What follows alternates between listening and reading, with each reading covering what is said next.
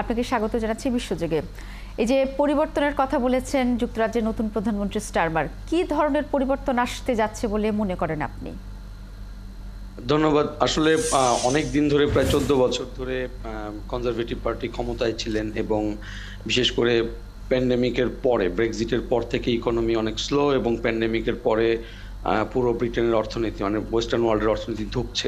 পরিবর্তনের মধ্যে সবচাইতে বেশি যে বিষয়টি আলোচিত হয়েছে এবং লেবার পার্টি যে জায়গাটিতে প্রথম কাজ করতে যায় সেটি হচ্ছে পাবলিক সার্ভিস, মানে যেখানে মানুষের সরাসরি ইন্টারেস্ট রয়েছে এবং ব্রিটেন একটি রাষ্ট্র হিসেবে তার নাগরিকদেরকে যে সুবিধাগুলি দিয়ে থাকেন সেই জায়গাগুলিতে মানুষ অনেক বেশি সাফার করছিল। তার মধ্যে যে হেলথ সেক্টর, এখানে দীর্ঘ যে জ্বর লেগে আছে, মানুষজন ডাক্তার দেখাতে পারছেন না, অ্যাপয়েন্টমেন্ট পাচ্ছেন না, সেই জায়গাটিতে তারা একটি বড় পরিবর্তন আনতে চান। তারা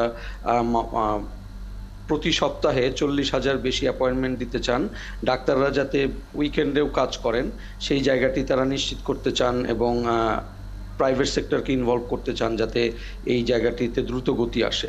একটি বড় পরিবর্তন তারা শুরু থেকে বলে আসছেন এবং এটি লেবার সবসময় করে থাকে যখন তারা ক্ষমতায় আসে, সেটি হচ্ছে যে কিছু কিছু সার্ভিসকে ন্যাশনালাইজ করা। এবার যেটি হয়েছে যে ব্রিটেনের ওয়াটার কোম্পানিগুলো খুবই বড় দুর্নীতি দেখা দিয়েছে। বিশেষ করে কিছু কিছু ওয়াটার কোম্পানি পয়সার অভাব দেখিয়ে তারা সরাসরি নদীতে বা সমুদ্রে বর্জ্য ফেলছিল। সেই জায়গাটিতে একটি বড় স্ট্রিক্ট মেজার তারা নেবেন এবং থেমস ওয়াটার, যেটি ব্রিটেনের সবচাইতে বড় ওয়াটার কোম্পানি, মানে পানি সাপ্লাই দেয়, তাদেরকে তারা ন্যাশনালাইজ করবেন এবং এর সাথে সাথে গ্যাস এবং বিদ্যুতের জন্য গ্রেট ব্রিটিশ পাওয়ার নামে একটি ন্যাশনালাইজ কোম্পানি তৈরি করার কথা বলেছেন। এবং তিনি একই সাথে যে রেল সেক্টর আছেন, যেটি ব্রিটেনের যেভাবে চলে সেটি হচ্ছে রেল ট্র্যাকগুলো সরকারি মালিকানায় এবং তারা সেগুলি নিয়ন্ত্রণ করেন এবং পরিচালনা করেন। সজীব সাহেব, আমি যদি আপনার কথার সাথে একটি মিল রেখে বলি যে সব কিছুতেই শেষ পর্যন্ত পরিবর্তন হওয়া লাগবে বলে আপনি মনে করছেন, ছোট্ট করে একটু বলবেন যে বিশ্বজুড়ে যখন অর্থনৈতিক সংকট তখন প্রথম নারী অর্থমন্ত্রী নিয়োগ দেওয়া হলো, বিষয়টি আসলে ব্রিটিশরা কিভাবে দেখছে এবং অর্থনীতিবিদ যারা আছেন তারাই কিভাবে দেখছেন? ধন্যবাদ। দুটি প্রশ্ন খুবই একে অপরের সাথে পরিপূরক। সব বিষয়ে তারা পরিবর্তন এখনই আনতে পারবেন না এবং সেটি কালকে প্রথম নারী অর্থমন্ত্রী এবং কিয়ার স্টারমার দুজনই তাদের বক্তব্যে পরিষ্কার করেছেন যে একটি দেশকে বদলে দেওয়া সহজ কাজ নয়। We can't change is just flipping the switch. Keir Starmer এই ফ্রেজটি ব্যবহার করেছেন এবং রেচেল রিভস, যিনি প্রথম নারী অর্থমন্ত্রী হয়েছেন, তিনি প্রথমে বলেছেন যে এখানে প্রচুর টাকা আমাদের জন্য রেখে যাওয়া হয়নি যে আমরা রাতারাতি পরিবর্তন শুরু করতে পারবো, কিন্তু আমাদের সামনে একটি বড় চ্যালেঞ্জ আছে।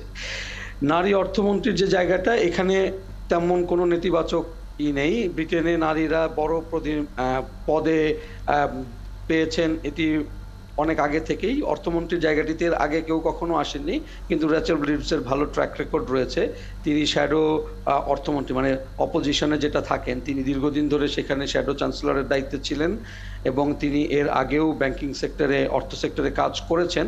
সুতরাং তিনি ভালো করবেন বলে মনে করা হচ্ছে এবং এটি অবশ্যই ব্রিটিশরা ইতিবাচক হিসেবে দেখছে। আপনাকে অসংখ্য ধন্যবাদ সঞ্জীব সাহা।